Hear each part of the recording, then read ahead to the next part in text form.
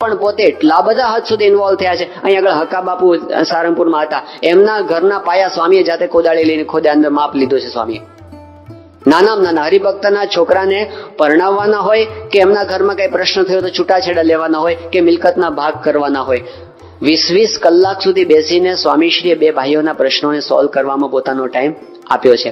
તો એમના વ્યવહારિક પ્રશ્નોમાં પોતે આટલી આધ્યાત્મિક ભૂમિકા ઉપરથી નીચે આવી અને આપણી સાથે આપણા જેવા થઈને જે વ્યવહાર કરે છે, આત્મીયતા છે એમના જીવનમાં, આ એમની નિર્મળતા છે. ભગવાનના કરતાપણાનું જે એમને અખંડ અનુસંધાન છે, ક્યારેય ચૂકતા જ નથી. ગમે એટલા કોઈ વખાણ કરે કે સ્વામી તમે તો બહુ અદભુત અક્ષરધામ બાંધ્યું છે અને ઐતિહાસિક કાર્ય કરી નાખ્યું, પણ સ્વામીશ્રી પોતે દ્રઢપણે માને છે મેં કર્યું જ નથી, અતિ દ્રઢપણે માને છે. ગુરુના સંકલ્પે થયું, ભગવાનના પ્રતાપે થયું, આપણે તો નિમિત્ત માત્ર છીએ. રાજકોટમાં પેલા ઓલ ઇન્ડિયા રેડિયોના એક ઓફિસર સ્વામીશ્રીના દર્શન કરવા માટે આવ્યા હતા, તો એમને બાપાને મળતા પહેલા જ્ઞાનવત્સલ સ્વામીને વાત કરી કે મને એ સમજાતું નથી કે પ્રમુખ સ્વામી ખાલી 6 ચોપડી ભણ્યા છે અને આટલા મોટા કામ કઈ રીતે કરે છે.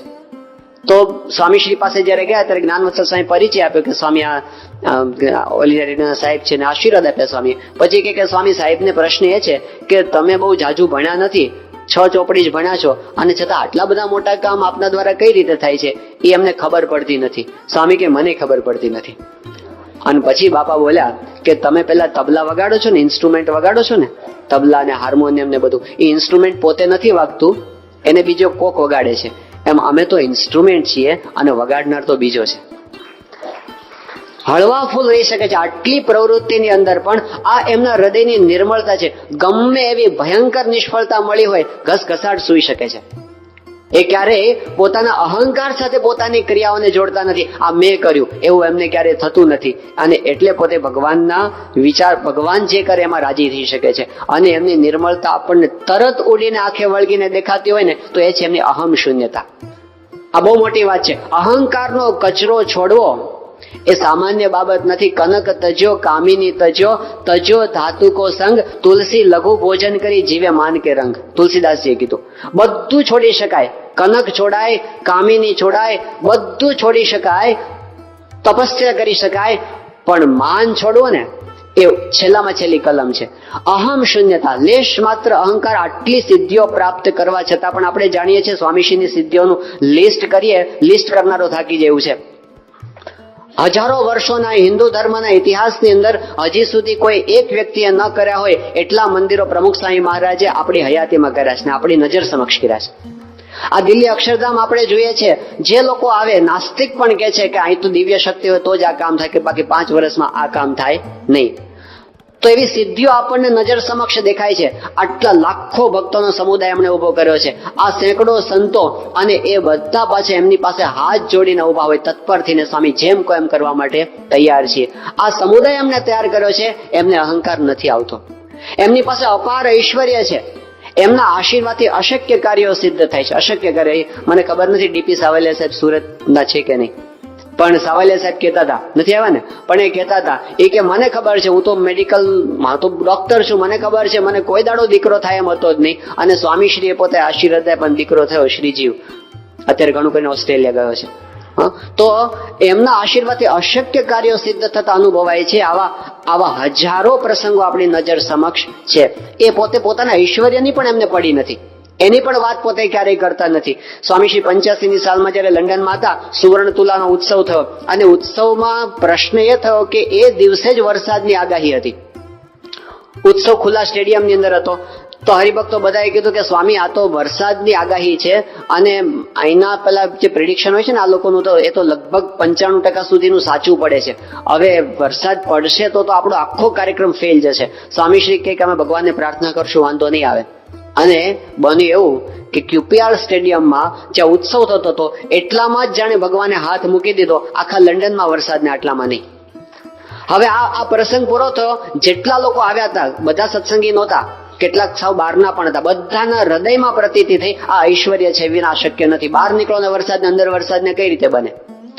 એમને અનુભવ થયો.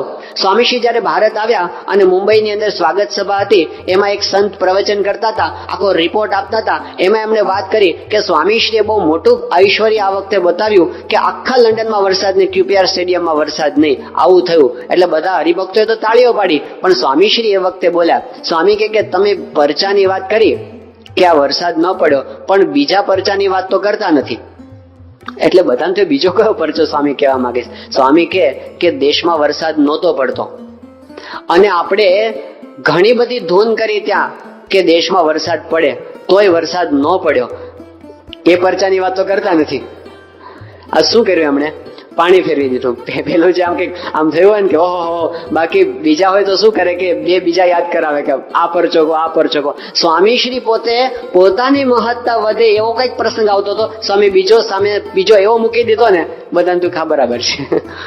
એટલે એમણે સતત પોતાના ઐશ્વર્યને પરચાની વાતને ઢાંકતા આવ્યા. 96ની સાલમાં સ્વામીશ્રી પોતે ફારિસના વિચરણની અંદર હતા. હવે એ વખતે દુબઈના હરિભક્ત છે આપણા ત્યાં લલિતભાઈ ભટ્ટ એમનું નામ છે. તો એમને પ્રશ્ન એવો થયો હતો કે એમના વિઝા કેન્સલ થઈ ગયા હતા અને કોઈ રીતે એક્સટેન્ડ થાય એમ હતા નહીં. બહુ પ્રયત્ન કર્યા અને પછી તો પોતે છેલ્લે લેબર ઓફિસર પાસે ગયા તો લેબર ઓફિસર એની ફાઇલ ફેંકીને કીધું કે તમે આમાં હવે કંઈ થાય એમ નથી. એટલે એમને જરા ગુસ્સે થઈને કાઢી મૂક્યા હતા. તો એ પોતે બહુ કન્ફ્યુઝ થઈ ગયા, શું કરવું. એમણે સ્વામીશ્રીને ફોન કર્યો અને કીધું કે બાપા આવી પરિસ્થિતિ છે તો મને કઈ ખબર નથી પડતી, મારે શું કરવું. સ્વામીશ્રી એ વખતે એમને ફોનમાં આશીર્વાદ આપ્યા. સ્વામી કીધું તમે ફરી એક વખત પ્રયત્ન કરજો, અમે ભગવાનને પ્રાર્થના કરશું. એ ફરી એની ફાઇલ લઈને એને લેબર ઓફિસર પાસે ગયા અને પેલી ઓફિસર પાસે ફાઇલ મૂકી અને પેલા ઓફિસરે ફાઇલ આમ જોતા હતા. એ વખતે આ દિવસનો પ્રસંગ છે અને જાગ્રત અવસ્થાનો, સ્વપ્ન અવસ્થાનો નથી. એને જાગ્રતમાં એવા દર્શન થયા કે પેલા જે ઓફિસર છે એની પાછળ આવીને પ્રમુખ સાહેબ મહારાજ ઉભા છે. એ આવ્યા, પેલા ઓફિસરનો હાથ પકડીને સ્ટેમ્પ મરાવ્યો. એ આને બધું દેખાય છે. પેલા સહી કરી, એની જે ફાઇલ હતી આપી દીધી અને એની પાસે પેલી જે ફીસ લેવાની હોય ને કઈ અમુક દિનાર કેવી, એ ફીસ પણ ન લીધી કે તમે જાઓ. અને પેલા ભાઈ પાછા આવી ગયા. એમને સ્વામીશ્રીને ફેક્સમાં આખો પ્રસંગ લખ્યો અને એ ફેક્સ સ્વામીશ્રી ફારિસના વિચરણમાં હતા એ વખતે ત્યાં પહોંચ્યો. બાપા પાસે આખો પ્રસંગ વંચાયો અને સંતો બધા હાજર હતા. એટલે સંતોએ કીધું બાપા તમે ક્યારે જી આવ્યા? અમને તો એવું લાગે ભેગા જ છો અમારે યારે, તમે ત્યાં ક્યારે જી આવ્યા? સ્વામીશ્રીએ આખી વાત બદલી નાખી. સ્વામી કે આપણે ક્યાં ગયા છીએ?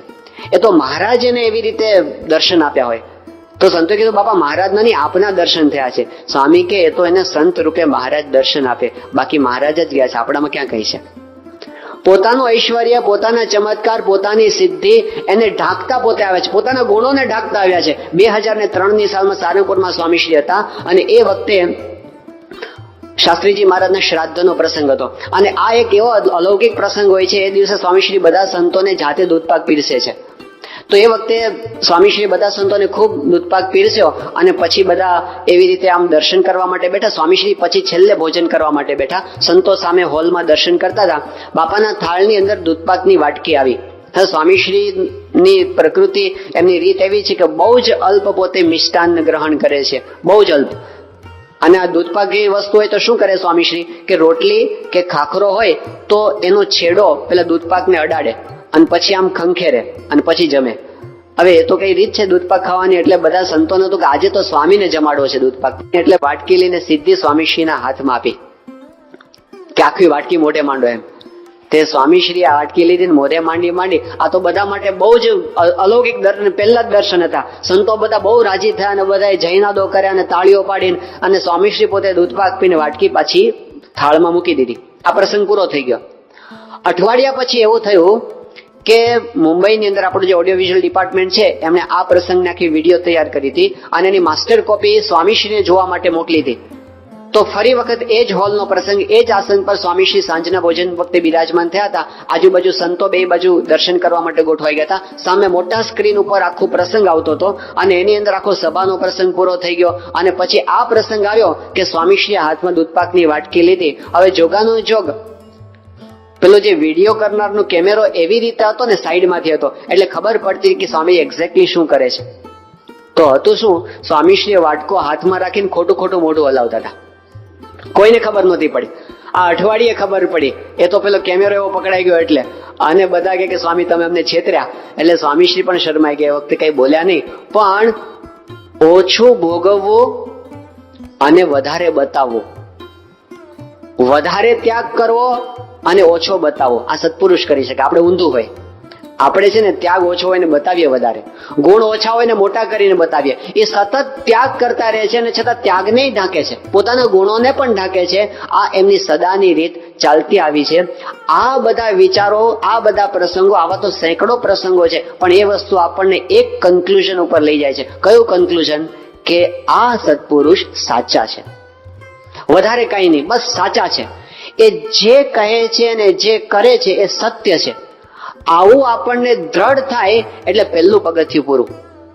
આપણે 3 પગથિયાની વાત કરતા હતા. પહેલું વિચાર, બીજો વિશ્વાસ, ત્રીજો વિચાર.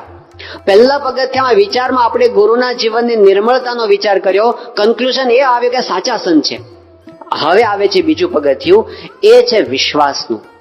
વિશ્વાસના પગથિયામાં પ્રવેશ કરીએ અને બુદ્ધિને બંધ કરી દેવાની. હવે બુદ્ધિનું ક્ષેત્ર પૂરું થયું.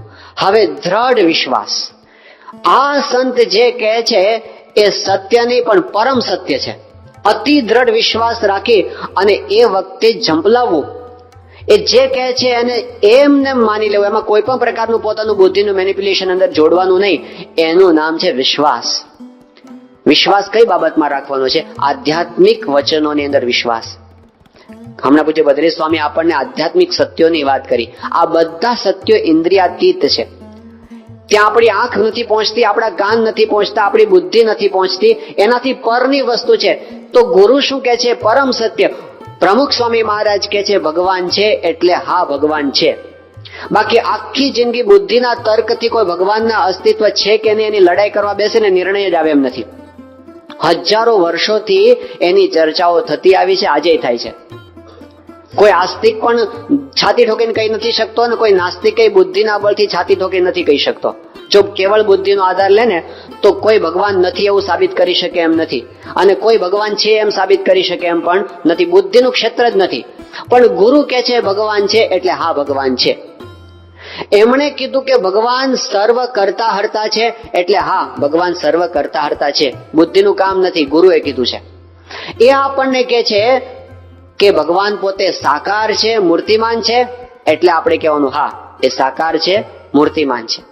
એ આપણને કહે છે કે ભગવાન અનંત સુખના નિધિ છે, એટલે આપણે કહેવાનું હા અનંત સુખના નિધિ છે, ભલે આપણને એના 1% પણ અનુભવ ના હોય. ગુરુના વચનમાં વિશ્વાસ. એ આપણને કહે છે કે ભગવાન પોતે અણુ અણુમાં વ્યાપક છે, એટલે આપણે કહેવાનું હા અણુ અણુમાં વ્યાપક છે. એ અત્યારે અહીંયા છે બધે, તો આપણે હા છે. એ એમ કે છે કે જે ભગવાન સર્વોપરી છે, જે ભગવાન સાકાર છે, જે ભગવાન સર્વ કરતા હરતા છે, એ ભગવાન સ્વામિનારાયણ છે. અને એ અત્યારે આ પૃથ્વી ઉપર પ્રગટ છે. એટલે કે 7મી ફેબ્રુઆરી 2010 ના દિવસે સવારે 10 વાગે એ પૃથ્વી પર પ્રગટ છે. એટલે હા છે, આપણી આંખોથી જોઈ શકાય એવા સ્વરૂપમાં છે, એવા સ્વરૂપમાં જ છે અત્યારે સંતના સ્વરૂપે. એક જ પ્રસંગ છે, ઘણા બધા પ્રસંગોની મધ્યથી એક પ્રસંગ એ હું વાંચીને સંભળાવું છું કે સ્વામીશ્રી પોતે 1991ની સાલમાં આફ્રિકાના વિચરણમાં હતા. ગયા વખતે મેડિકલ કોન્ફરન્સમાં પણ આપણે આ પ્રસંગને યાદ કર્યો હતો, પણ આ રોજ યાદ કરવા જેવો પ્રસંગ છે. મધ્યના 13મા મહારાજે કીધું છે એવી રીતે, એટલે ફરી યાદ કરીએ છીએ. શુકમુનિ સ્વામીએ સ્વામીશ્રીને પ્રશ્ન પૂછ્યો કે અમારે આપના સ્વરૂપને કેવું સમજવું? અને સ્વામીશ્રી જે જવાબ આપેલો હું એમના શબ્દોમાં વાંચન કરું છું. સ્વામીશ્રી કહે છે કે પૂર્ણ પુરુષોત્તમ નારાયણ શ્રીજી મહારાજ સર્વોપરી સાક્ષાત જ છે. રોમે રોમમાં મહારાજ છે. શ્રીજી મહારાજના અખંડ ધારક છે. તમે ગાઓ છો ને સંત તે સ્વયં હરિ, એમની આંખમાં જોનારા ભગવાન છે. બોલનારા, સાંભળનારા, જમનારા ભગવાન જ છે. એમાં રોમનોય ફેર નથી. આ તો દેહ જુદો દેખાય છે પણ સાક્ષાત મહારાજ જ છે. કોઈ રાગ દ્વેષ કે દોષો છે જ નહીં. નિર્મળ પવિત્ર અંતઃકરણ છે. મનુષ્ય ભાવ બતાવે પણ દિવ્ય જ છે. એમાં સર્વે આવી જાય. આ સર્વોપરી નિશ્ચય છે.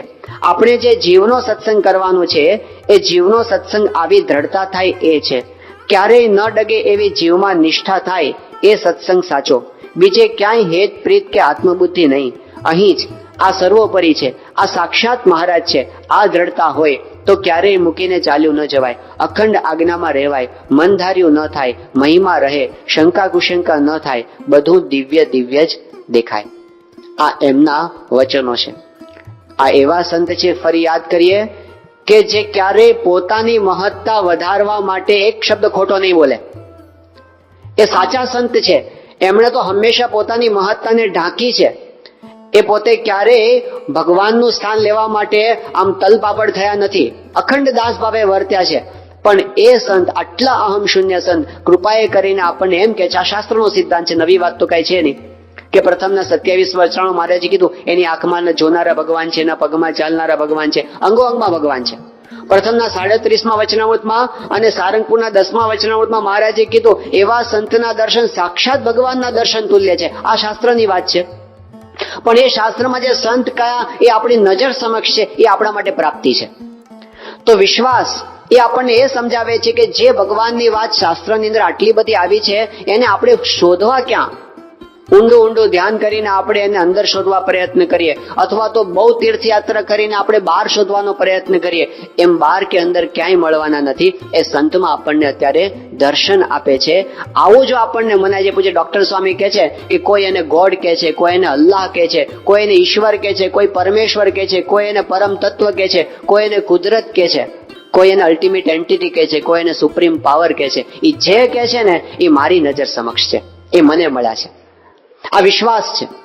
ગુરુના વચનમાં વિશ્વાસ, અતિ દ્રઢ વિશ્વાસથી આપણને આ પ્રતીતિ થાય છે. અને એમણે આપણને વચન આપ્યું છે કે તમારું બધાનું અક્ષરધામ પાકું છે. આપણને બધાને કીધું છે એમણે અનેક વાર.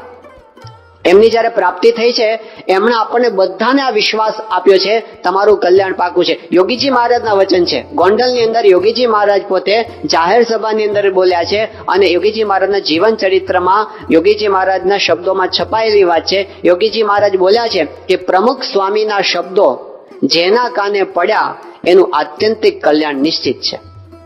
આ યોગીજી મહારાજના આશીર્વાદ છે. હવે એ વસ્તુ આપણને મળી ગઈ છે, આ વિશ્વાસ. પહેલું પગથિયું હતું વિચાર, બીજું વિશ્વાસ, અને હવે આવે છે ફરી વિચાર. હવે કયો વિચાર કરવાનો? હવે વિચાર એ કરવાનો કે આ વાત જો ખરેખર સાચી હોય તો આપણે કેટલા બધા ભાગ્યશાળી છીએ. આપણને કેટલી મોટી વસ્તુ પ્રાપ્ત થઈ ગઈ છે, એને માણવાની છે. હવે એન્જોય કરવાની છે. હવે સાચું છે કે ખોટું એને ત્રાજવામાં પડવાનું નથી. મળી ગઈ વાત.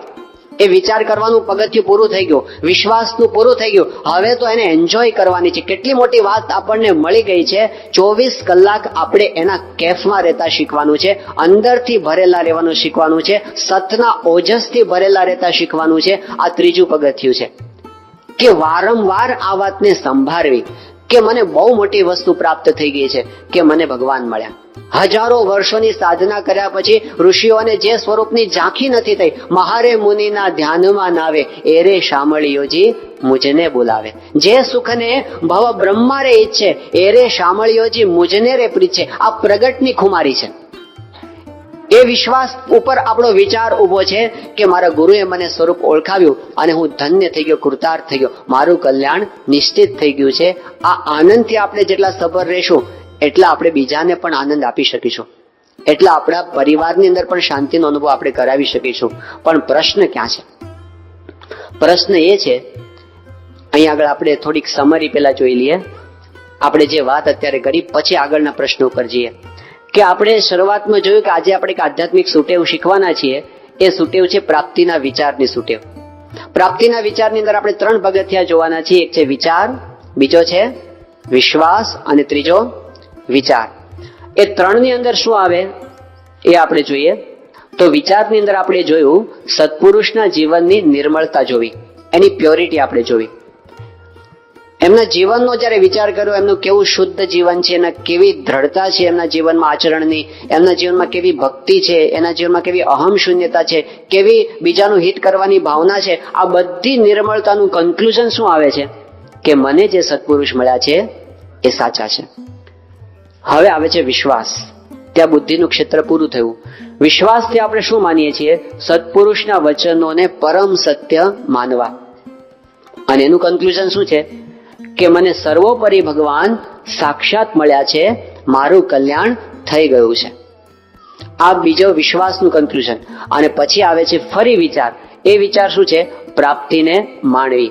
અને એનું કન્ક્લુઝન શું છે કે હું કૃતાર્થ થઈ ગયો છું. બહુ મોટી વસ્તુ મને મળી ગઈ, હું પૂર્ણકામ થઈ ગયો છું. હવે આ તો થિયરી થઈ, પણ આપણને વાસ્તવિક જીવનમાં જે પ્રશ્ન ઉભો થાય છે કયો છે કે આપણે બેઠા છીએ અત્યારે આટલી સરસ સત્સંગની વાત સાંભળીએ છીએ, પણ આપણા જીવનના કેટલાક પ્રશ્નો એવા છે કે જે આપણને અત્યારે ડંખે છે. હોય જ, સંસાર જ એવો છે કે એમાં કોઈક ને કોઈક પ્રશ્ન આવવાનો ને આવવાનો. ક્યારેક શારીરિક પ્રશ્ન આવે, ક્યારેક કૌટુંબિક આવે, ક્યારેક આર્થિક આવે, ક્યારેક સામાજિક આવે. કંઈક ને કંઈક પ્રશ્ન, પરિસ્થિતિ તો બહારની બદલાતી જ રહેવાની. હવે એ પરિસ્થિતિ આવે ત્યારે આપણને પ્રશ્ન શું થાય છે કે આપણે સત્સંગનો આનંદ લઈ નથી શકતા. આપણે કહીએ કે તમે વાત બધી મોટી મોટી આધ્યાત્મિક પ્રાપ્તિની કરો છો, પણ મારો વાસ્તવિક પ્રશ્ન આ તો છે જ, એ તો ઉભો જ છે. કોઈને સંતાન નથી તો એ પ્રશ્ન નડ્યા કરે કે મને તો સંતાન નથી જ. એ તો ખોટ કઈ આધ્યાત્મિક વિચાર કરે થોડી પૂરી થઈ જવાની, દીકરો નથી તો નથી જ. આર્થિક પ્રશ્ન તે ઉભો જ છે. એ પ્રશ્નો આપણને અંદરથી થોડા ચૂંચું કરે છે, અને એને લીધે આપણે આટલી મોટી વાત એને માણી શકતા નથી. એક વાસ્તવિકતા છે. તો એના માટે શું કરવું? ત્યારે આપણે કોઈ એક વસ્તુ ઉપર ખૂબ એકાગ્ર થઈએ છીએ ને, ત્યારે બીજી વસ્તુ આપણી નજરમાં આવતી નથી. એ શું બતાવે છે આપણને કે આપણે પ્રાપ્તિના વિચાર ઉપર જો એકાગ્ર થઈશું ને, પ્રશ્નો તો આવવાના છે. એ ઘણી વખત આપણે ઈચ્છીશું તો પણ એને હટાવી નથી શકવાના. એ પરિસ્થિતિ છે. પરિસ્થિતિ બધાના જીવનમાં આવી છે. ભગવાન રામચંદ્રજીના જીવનમાં આવી, કૃષ્ણ ભગવાનના જીવનમાં આવી, સ્વામિનારાયણ ભગવાનના જીવનમાં આવી, અને સત્પુરુષના જીવનમાં પણ આવીને આપણા જીવનમાં પણ આવશે જ. બધી પરિસ્થિતિ આપણે ટાળી શકવાના નથી, પણ પ્રાપ્તિના વિચાર પર એકાગ્ર થવું એ આપણે કરી શકીએ. બીજી એક મોટી વાત એ છે કે જ્યારે બહુ મોટી વસ્તુ આપણી નજર સમક્ષ હોય ને, ત્યારે નાની નજરમાં આવતી નથી. બહુ મોટી વાત જ્યારે આપણી નજર સમક્ષ હોય ત્યારે નાની નજરમાં આવતી નથી. એમાં પ્રાપ્તિની વાત એટલી બધી મોટી છે. પૂજ્ય મહંત સ્વામીએ કહેલી એક વાત અત્યારે યાદ કરું છું.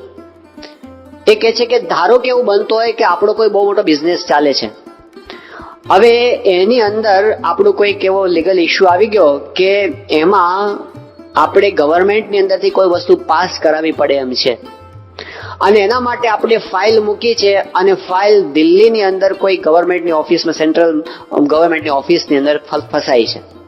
આપણે એને આગળ કઢાવવી છે, ફાઇલ પાસ કરાવવી છે, પણ થતી નથી. અને એના માટે આપણે 30 વર્ષથી પ્રયત્ન કરીએ છીએ. 30 વર્ષથી થાકી ગયા આપણે. ઘણા બધા પ્રયત્નો કર્યા, પણ ઘણું બધું પેપર વેઇટ મૂક્યું, પણ ફાઇલ ખસતી નથી. પણ ધારો કે એવું બને કે હવે તમે 31મું વર્ષ ચાલુ થઈને ફરી પ્રયત્ન કરો છો, અમદાવાદથી ટ્રેનમાં બેસો છો અને જાઓ છો દિલ્હી, પણ જતા ટ્રેનમાં તમને કઈ રિઝર્વેશન મળતું નથી, અને ટ્રેનમાં એટલી બધી ગીર્દી છે કે આખી રાત તમારે ઊભા જવું પડે છે. ઊભા, અને એ પણ ભીસાતા તમે પહોંચ્યા ત્યાં દિલ્હી, થાકી ગયા છો. દિલ્હી પહોંચ્યા, સવારે 9 વાગે ત્યાં ઉતર્યા, ત્યાંથી પછી અક્ષરધામ આપણું જે મંદિર છે ત્યાં પહોંચ્યા, ત્યાં આગળ ઉતારો લીધો, સ્નાન કર્યું, પૂજા કરી, નાસ્તો કર્યો, ચા પીધી, અને પછી તમે જાઓ છો. હવે સીધા જ 11 વાગે હાજર થવાનું છે. ઓફિસમાં તમે પહોંચો છો, અને ત્યાં જઈને જેવા તમે પહોંચ્યા અને તમે પેલું પ્રયત્ન કર્યો અને તમારી ફાઇલ ક્લિયર થઈ ગઈ, અને એના સમાચાર તમને મળ્યા.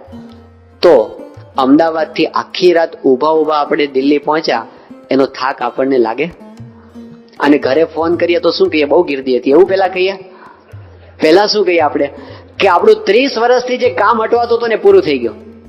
અને ધારો કે આપણે અમદાવાદથી ટ્રેનમાં બેઠા અને રસ્તાની અંદર આપણને એટલી સરસ જગ્યા મળી કે તમે સુતા દિલ્હી પહોંચી ગયા. સરસ જગ્યા મળી, પણ ત્યાં પહોંચ્યા અને પછી ઓફિસમાં ગયા અને કામ ન થયું, તો સુતા આવ્યા એનો આનંદ રહે? નથી રહેતો ને. અગત્યનું શું છે, વર્ષોથી આપણું જે કામ અટવાતું હતું ને એ સોલ્વ થયું કે નહીં, એ વસ્તુ છે. બાકી ટ્રેનમાં થોડી ગીર્દી નડી કે ન ગળી એક રાતનો સવાલ છે. એવી રીતે અનંત જન્મોથી આપણું એક કામ અટવાતું હતું, એ આ જન્મે થઈ ગયું છે. યોગીજી મહારાજે કીધું કે પ્રમુખ સ્વામીના દર્શન જેને કર્યા એની વાત સાંભળીને આત્યંતિક કલ્યાણ થઈ ચુક્યું છે. પછી ટ્રેનમાં થોડી ભીંસ હોય તો સહન કરી લેવાનું. અને તમને થાય કે આના તો બંગલા છે ને, આને તો જલસા છે ને, આની તો ગાડીઓ છે ને, એ બધું બહુ નહીં જોવાનું, સમજવું નહીં, હુતા જાય છે. પણ હજી એનું કામ કોનું થયું છે? આ દુનિયાની અંદર કામ. આપણે બિલ ગેટ્સને ભાગ્યશાળી માનીએ, આપણે કદાચ પેલા વોરેન બફેટને ભાગ્યશાળી માનીએ, આપણે કદાચ ઓબામાને ભાગ્યશાળી માનીએ, પણ એના કરતા કરોડો ગણા ભાગ્યશાળી આપણે છીએ. સાવ સાદી ગણિતની વાત છે. આજથી 50 વર્ષ પછીનું ભવિષ્યનું જુઓ ને, તો લોકો પેલા ઇન્સ્યોરન્સ કઢાવે છે, લાઈફ ઇન્સ્યોરન્સ. લાઈફ ઇન્સ્યોરન્સ વાળા શું કે તમે મરી જશો ને પછી તમારા સંબંધીને 25 લાખ રૂપિયા આપી દેશું. બહુ સારી વાત છે, એવી ઇન્સ્યોરન્સ કંપની ઘણી છે. પણ આપણે મરી જઈએ પછી આપણો હાથ પકડે એવી કોઈ ઇન્સ્યોરન્સ કંપની છે? આપણને મદદ કરે એવી? એનો ઇન્સ્યોરન્સ કોઈની પાસે છે? બિલ ગેટ્સ પાસે છે? વોરેન બફેટ પાસે? આપણી પાસે છે, આપણા બધા પાસે છે. એ કેટલી મોટી વાત છે. સ્વામીશ્રી ઘરો ઘર દર્શન આપીને ધામમાં લઈ જાય છે આજની તારીખે. આ તો આજની વાત છે કે નહીં, હમણાંની. કેટલા બધા પ્રસંગો આપણી નજર સમક્ષ છે. પેલા એલનટાઉનના અકુબાઈના માતુશ્રી સ્વામીશ્રી 1999ની સાલમાં ધામમાં લઈ ગયા દર્શન આપીને. નિર્મળસિંહ રાણા પોતે ગોંડલમાં સ્વામીશ્રીને 3 વર્ષ પહેલા એમના માતુશ્રી નિમિત્તે પારે નથી. એ કે સ્વામી મને આ વાત મનાતી નહોતી કે અંતકાળે ભગવાન તેડવા માટે આવે. હું બધું ગપ્પા સમજતો હતો, પણ મારા ઘરમાં આ પ્રસંગ બન્યો અને મારા માતુશ્રીને તમે લેવા માટે આવ્યા અને બાજુમાં મારો ભાઈ રાજેન્દ્ર બેઠો હતો અને મારા માતુશ્રી કે બાપા આવ્યા છે અને બોલતા બોલતા જતા રહ્યા. એ વખતે મને પ્રતીતિ તમે ઘરોઘર તેડવા માટે જાઓ છો. તો એવા તો અસંખ્ય પ્રસંગો છે કે જેની અંદર દ્રઢપણે પ્રતીતિ કરાવે છે કે અંતકાળે આપણને આપણો હાથ ઝાલનાર છે. જે વખતે આપણી પાસે આપણું બેંક બેલેન્સ નહીં હોય, આપણા સગા સંબંધી નહીં હોય, આપણું મકાન બંગલો નહીં હોય, આપણી ગાડી નહીં હોય, આપણા મિત્રો નહીં હોય અને આપણું આ શરીર પણ નહીં હોય ને, એ વખતે આપણી પાસે ભગવાન અને સંત આપણો હાથ પકડવા માટે ઉભા હશે. એ ગેરંટી છે આપણી પાસે. એ છે, એ કેટલી મોટી વસ્તુ છે. તો પછી બીજા બધા પ્રશ્નો, આટલી મોટી વસ્તુ જયારે હોય ત્યારે નાની વસ્તુને આપણે જયારે મોટી વસ્તુની સામે નજર રાખીએ તો ને, તમારી પાસે 50,000 કરોડ રૂપિયા હોય, નાની વાત કરવાની ગુણાતીતાન સ્વામી ના પાડી છે. એટલે આપણી પાસે 50,000 કરોડ રૂપિયા હોય અને ધારો કે આપણે ઓફિસે જવા માટે નીકળીએ અને ખિસ્સામાંથી આઠાના પડી જાય અને આપણે ઓફિસે પહોંચીએ, આપણને ખબર પડે આઠાના પડી ગયા છે અને પછી આપણે રડવા બેસીએ. વાંધો નહીં, રડવું હોય તો રડી લેવાનું, પણ અડધી મિનિટ રડાય, 1 મિનિટ રડાય, પણ બીજે દિવસે સવાર સુધી રડે. અને પછી એવું થાય કે બીજે દિવસે ઓફિસ જવા માટે જાય, બીજા આઠાના પડે. આ સંસાર એવો છે ને, રોજ એક આઠાના પડી જશે. ગમે એટલા હાચવશો ને, કોઈક તો એક આઠાના તો પડવાના ને પડવાના. પણ આપણી પાસે એ રોજ 24 કલાક રડવામાં આપણે કાઢશું તો પેલા 50,000 કરોડ આપણી પાસે છે એને માણવાના ક્યારે, એને ભોગવવાના ક્યારે? તો આપણી પાસે આટલી મોટી વસ્તુ છે, બીજા બધા પ્રશ્નો એની પાસે આઠાના જેવા છે. પૂજ્ય મુનિ સ્વામી કહે છે કે આપણે આમાં બીજું જાજુ કઈ કરવાનું નથી, ઘરમાં બેસવાનું સોફા ઉપર અને પછી આપણે આપણી પાસે જેટલી બેંકમાં પાસબુકો હોય ભેગી કરવાની અને પછી ખોલવાની અને પછી જોવાનું કે આ દેના બેંકની અંદર 5,000 કરોડ રૂપિયા, પછી આપણે બીજી ખોલવાનું કે આની અંદર ICICI ની અંદર 25,000 કરોડ રૂપિયા, પછી ત્રીજી ખોલવાનું કે આની અંદર આટલા રૂપિયા, આની અંદર 500 કરોડ રૂપિયા, આની અંદર 1,000 કરોડ રૂપિયા. બધું ખાલી બેઠા બેઠા ખાલી જોવાનું. શું કરો છો? રૂપિયા તમને સામે આમ છે નોટો, તમે એને સ્પર્શ કરો છો? આંખથી જુઓ છો? નથી. આનંદ આવે છે કે નહીં? આપણી પાસે આટલું છે, ખાલી પાસબુક જ ખોલવાની છે. આપણી માલિકીની આ બધી વસ્તુ છે, આપણા ઘરમાં છે અને છતાં પણ આપણે કંગાલ કેમ રહીએ છીએ? પાસબુક ખોલીને જોતા નથી, એવો ટાઈમ દિવસમાં કાઢતા નથી. એટલે બીજા નાના પ્રશ્નો છે ને, એ આપણને વધારે દુખી કરે છે. Don't sweat in small things and it's all small things. નાની નાની વાત એ આપણને ડિસ્ટર્બ કરે છે. બધી વાત નાની જ છે જો આની સામે મૂકીએ તો. જે પ્રાપ્તિ આપણને થઈ છે ને, એક પણ પ્રશ્ન એવો નથી કે જે આની બરોબરમાં આવી શકે, પ્રાપ્તિની બરોબરમાં. તો આપણી પાસે જે નથી અને આપણા જીવનમાં જે પ્રશ્નો છે એનો ઝાઝો વિચાર કરવાને બદલે આપણી પાસે જે છે, આપણને જે મળી ગયું છે, એના માટે સમય કાઢવો અને આ વાત વારંવાર કરવાની જરૂર છે. અત્યારે આપણે બેઠા છીએ ને આવી વાત સાંભળી ત્યારે આપણને આનંદ થાય છે, પણ પછી કેમ જતો રહે છે? સંભાળતા નથી. એટલું જ છે, એને વારંવાર સંભાળવાની છે. તો યોગીજી મહારાજના પ્રાસાદિક વચનોને આપણે યાદ કરીએ કે યોગી બાપાનો શું મેસેજ છે, અને પછી આપણે છેલ્લે આ વિચારને ક્યાં આપણા જીવનમાં ગોઠવવો એના ઉપર થોડો વિચાર કરીશું. તો યોગી બાપાને આપણે આ વિષય પર સાંભળીએ. ભાવનગરમાં મીટિંગ દરબારો છે. ભજેશચંદ ઠાકોર હતા ને તેના ધણી, ચોથી પેઢીના, બધા એના ઘરાશા ભાઈ ને બોલાયા. બધા એને કઈ કામકાજ હશે મીટિંગ, એટલે બધા 2 ગામના દરબાર, 4 ગામના, 6 ગામના, 20 ગામ બધા આવેલા. કેવડે ચા પાણી પીવાનું નહીં, ભૂકો બાપુ પીએ, બાવળા ને તમાકુ અને ઉલખો એકદમ નોકર સાવ ભરી દે, બધા હોકો પીએ. પેલા ભજન થાવ હોકો પીધો, પછી નંબર વાર હોકો મળે ભટ્ટી સાહેબ એમ નહીં કે જે તે પી લે. ચારે ગામના દરબારને હોકો બીજા નંબર મળે, 30 ગામનો ત્રીજો નંબર. એમ કરતા કરતા એક ગામના હાથીના ગરાસિયા હતા ને 2 ફૂંક મળી. જે કાંટો છોડ્યો ગામમાં મારે ને છોડે જઈને કોઈને ગણતી ને કેફમાં ચડી ગયો. ઠાકોર દરબાર એનો મેં હોકો પીધો, એ કેફમાં જિંદગી પર ના કેફ ન મીઠો. 2 ફૂંક મારી એમ હતો. એમાં કોઈને મારે ને છોડે તો કોઈ પૂછે તમારે જો આ શું ફાટો ફૂલો ફરશે, તમને ખબર નથી? ભજનસિંહ હોકો પીધો જ એનો કાંટો ચડી ગયો છે. કેફ મોડો ન પીડ્યો. જો 18 પાદરના ધણી છે ભજનસિંહ ઠાકોર, હોકો પીધો એનો કેફ કાંઈ મળ્યું. હું નાનો ગયા મને ફૂંક મળી કેફમાં ફર્યા. એમ જયારે શાસ્ત્રીમાં આપણા સંબંધીઓ કેફ ન આવે ત્યાં ગુરુનો સેવા છે. કોણ આપણા ગુરુ? એનો કેફ એવો છે. એ કેમ ના તો મરતી નથી, દીકરા માને ના આવે. પણ શું હલા કરશે? એના આશ્વ ભગવાન કે દુઃખ શેનું હોય? શું હોય જ નહીં. લો બાળા ભારી વાતો મુખે કરવી, મોરી વાત કેદી ન ઉતરવી. મુખો મુખ થઈ ઓળખાણ, કોઈ વાત ન રહી તાણ. આ બ્રહ્માંડ મહાપણા તુલ્ય, ભાગ્યશાળી માં જોઈએ તો ભૂલ. શું કીધું? આ બ્રહ્માંડમાં તમને મહારાજ સ્વામી મળ્યા છે, સાક્ષીમાન મળ્યા આપણને ગુરુ ભરી. એના બીજા શેઠિયા રાજાને બાદશાહ એ તમે મોટી ભૂલ છે. લક્ષાવધિપતિ તો તમે છો, બધા ગરીબ ને રાખશે. એનો ખેફ એવો છે. યોગીજી મહારાજે આપણને સમજાવ્યું કે આપણે લક્ષાધિપતિ છે, બીજા બધા રાખ છે. પ્રગટ ભગવાનની જયારે પ્રાપ્તિ થાય અને એનો વિચાર આપણે નથી કરતા, ત્યારે આપણે બધું આપણી પાસે હોવા છતાં કંગાલિયતનો અનુભવ આપણે કરીએ છીએ. એટલે આ પ્રાપ્તિના વિચારની ખૂબ આવશ્યકતા છે આપણા જીવનમાં. પણ આપણે ક્યારે કરી શકીએ એને થોડુંક એક નાની ગાઈડલાઈન જોઈએ. પ્રાપ્તિના વિચારને ના 2 પ્રકાર છે. એકની અંદર છે શ્રવણ અથવા વાંચન અને મનન. આ એક આપણો પ્રાપ્તિના વિચારનો એક પ્રકાર છે. અને બીજો સામે પ્રકાર છે એ નિધિધ્યાસનો પ્રકાર છે. શ્રવણ અથવા વાંચન અને મનન, એની અંદર આપણે શું કરવું જોઈએ? તો આપણે આપણા દૈનિક કાર્યક્રમની અંદર કોઈક સમય કાઢીને આપણા ગુરુનો, આપણા ઈષ્ટદેવનો મહિમા સમજાવતા હોય એવા કેટલાક પ્રસંગો, એનું આપણે વાંચન અને મનન કરવું જોઈએ. આ આપણને શું કરે છે?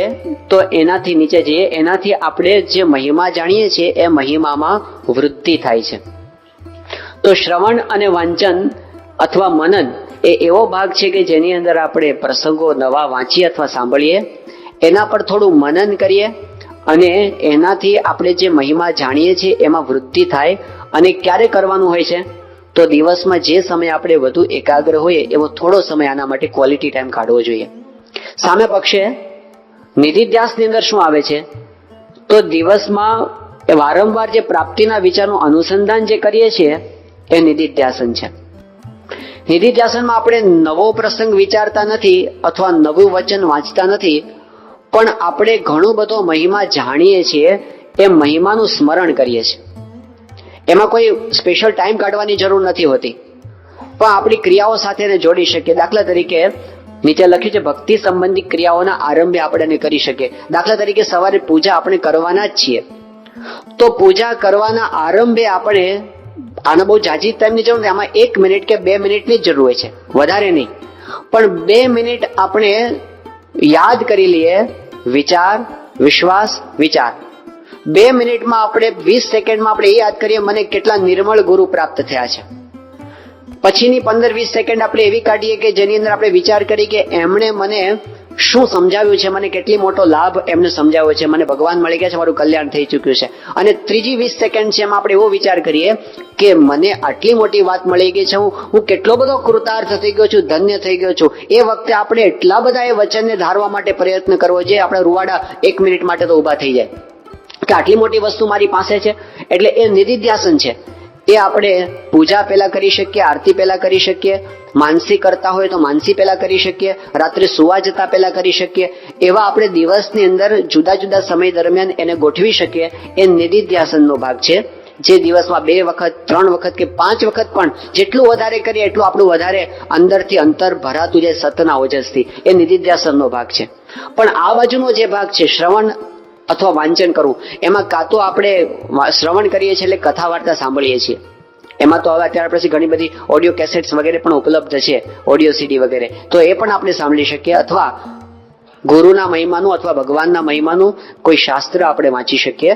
એ વાંચન કરવું અને એની સાથે સાથે એનું મનન કરવું. મનન સાથે વિચારપૂર્વક આપણે વાંચીએ તો એનાથી પણ આપણે જે મહિમા જાણીએ છીએ એમાં વૃદ્ધિ થતી જાય અને ધીમે ધીમે જીવ બળને પામતો જાય. ગુણાતીતાનંદ સ્વામીએ કીધું કે મહિમા વિના બીજા ગમે એટલા સાધન કરે તો પણ જીવ બળને ન પામે, મહિમાથી જીવ બળને પામે છે. તો એવા બળને પામવાનો ઉપાય એ આપણા શાસ્ત્રોએ આપણને એ સમજાવ્યો છે કે ભગવાન